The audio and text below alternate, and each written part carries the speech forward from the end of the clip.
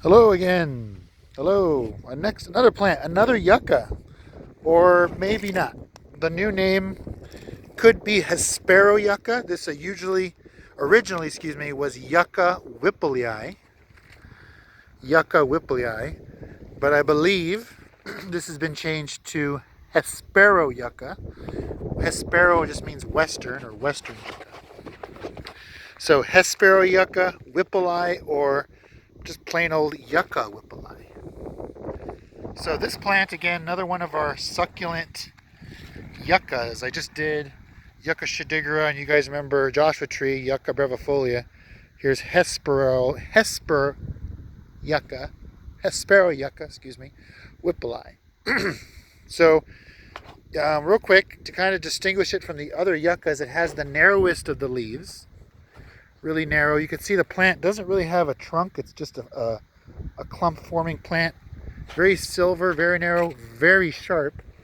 Let me show you over here. There is see the Hesperoyuccas on the left here?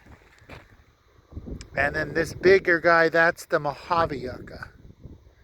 And the flower spike's really big. So you can see that stick there. That was the flower spike of the Hesperoyucca. And then the Mojave yucca has a much shorter spike. So these other difference is when this yucca blooms, for example here, see that? When that yucca blooms, the plant that has the flower dies. Excuse me. And then it makes a baby. Whereas the Mojave yuccas and the Joshua trees, they keep going after they bloom. They don't die. I hope you're not getting too dizzy. I'm getting used to filming, so sorry about that. All right, let's talk about this guy. So, native range is the California Forestic Province, Western Mojave Desert. You're not going to find this guy deep in the desert, but mostly on the edges. Basically, the plant community is chaparral, Joshua tree woodland, some creosote woodland here too as well. Sorry, creosote bush scrub. But again, mostly in western and southern areas of the Mojave, not so much deep in the Mojave. It's a common plant. In fact, it grows all over. You could find it growing here in the mountains and also near the ocean, all the way to the Pacific Ocean here in Southern California. So it's very common and pretty easy to find in the nurseries.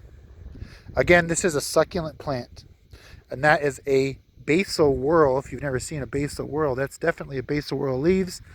And the flowers, of course, are those big, long flower spikes. All right. So this one, you could eat the flowers. You could also eat that spike, as it was the flower spike when it's green, like a big asparagus, but has to be done when it's young and cooked. This plant doesn't make too much fiber other than that, and not too much medicinal value. Wildlife, it has one interesting thing. These I don't know if you could see these holes here that are in this spike. So this is a flower spike that's just died and laying on the ground, but those holes are made by solitary bees, and the little bees, they put their honey and their pollen, and their little houses are inside that flower spike.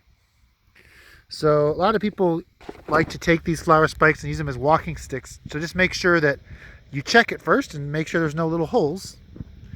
If there's no holes and the thing is intact, go ahead and use it. But if it's full of holes, you might want to be careful because you're taking away bees' houses. And the flowers are spectacular. They're 5 to 8 feet high and big and white. And then, of course, the plant dies and makes babies. Interesting plant.